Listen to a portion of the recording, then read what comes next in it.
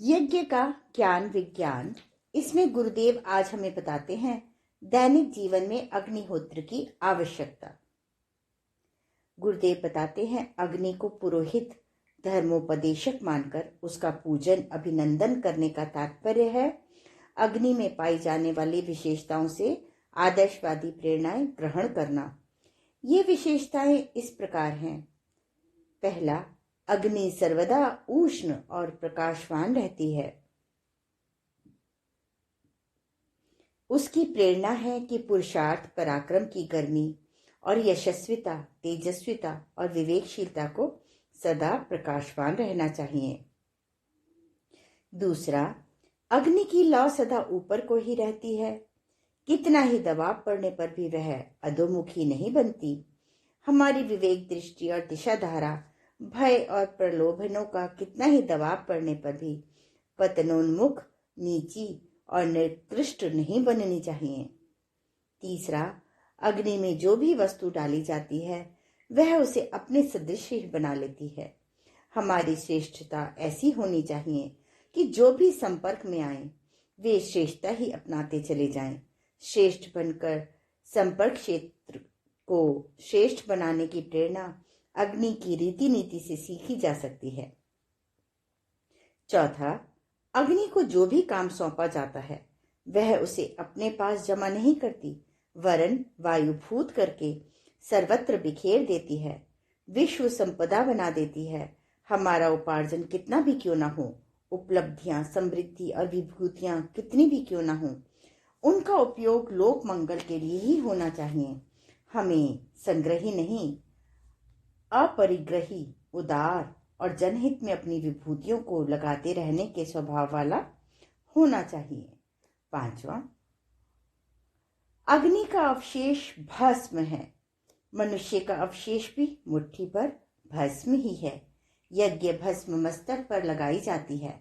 इसका तात्पर्य है कि सदा जीवन की अंतिम परिणति को, भस्मावेश को ध्यान में रखते हुए मृत्यु की अनिवार्यता को समझा जाए और उपलब्ध जीवन काल के एक एक क्षण का श्रेष्ठतम सदुपयोग किया जाए। ये 5 शिक्षाएं पंचाग्नि विद्या के अंतर्गत आती हैं। इन्हें अग्नि पुरोहित मनुष्य मात्र को सिखाया जाता है। जो इन्हें अच्छी तरह समझता है और अपने व्यवहार व आचरण में उतारता है उसे यज्ञ जीवन जीने का अवसर मिलता है। यज्ञ की प्रतीक पूजा में इतना प्रशिक्षण प्राप्त कर लेने वाला, उस सद्ज्ञान को जीवनचर्या में उतार लेने वाला सच्चे अर्थों में कृतकृत्य बनता है। यज्ञ एक धार्मिक पवित्र धर्म कृत्य तो है ही, साथ ही वह उत्कृष्ट जीवन दर्शन भी है। यज्ञ पवित्रता और परमार्थ का प्रतीक है। अग्नि स्वयं पवित्र होती है और उसके संपर्क में अपवित्र वस्तुएं भी पवित्र बन जाती हैं। अग्नि अपने लिए कुछ नहीं करती, उसके समस्त क्रियाकलाप परमार्थ के लिए ही संपन्न होते हैं। यज्ञ कृत्य का तो प्रधान उद्देश्य जनसाधारण में परमार्थ की सत प्रवृत्तियों और सत प्रेरणाओं को भर देना ही है।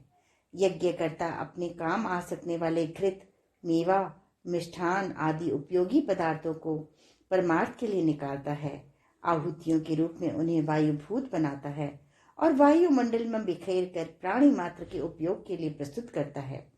प्राणी सांस लेते हैं तो उसके साथ ही वे यज्ञ स्वास्थ्य वर्धक पदार्थ उपलब्ध होते हैं।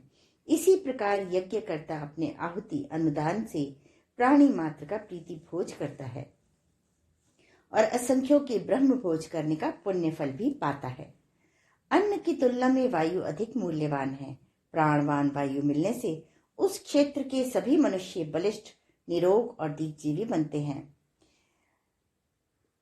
अग्निहोत्र का वास्तविक स्वरूप ही त्याग, संयम, सेवा, सदाचार, परोपकार, उदारता, सहृदयता, आत्मनिर्माण आदि को जीवन में चरितार्थ करना है। एक समय जब वशिष्ठ के सम्मुख महाराजा दशरथ ने पुत्रेष्टि यज्ञ का आग्रह किया तो उन्होंने स्पष्ट शब्दों में अनभिज्ञता प्रकट करते हुए श्रृंगी ऋषि को इसका उचित पात्र बताया। यज्ञ का पुरोहित शैक्षणिक दृष्टि से कितना योग्य है, प्रश्न ये नहीं है। मूल तथ्य यह है कि उसे भावात्मक दृष्टि से उत्कृष्ट चिंतन वाला भी होना चाहिए। यज्ञ किसी भी तरह का घाटे का सौदा नहीं है। साधारण रीति से किए हुए हवन में भी जो धन व्यय होता है, एक प्रकार से देवताओं के बैंक में जमा हो जाता है और संतोषजनक ब्याज समेत लौटाकर अपने को बड़ी महत्वपूर्ण आवश्यकता के समय वापस मिल जाता है। विधि पूर्वक शास्त्रीय पद्धति, विशिष्ट उपचारों और विधानों के साथ किए हुए हवन तो और भी अधिक महत्वपूर्ण होते हैं।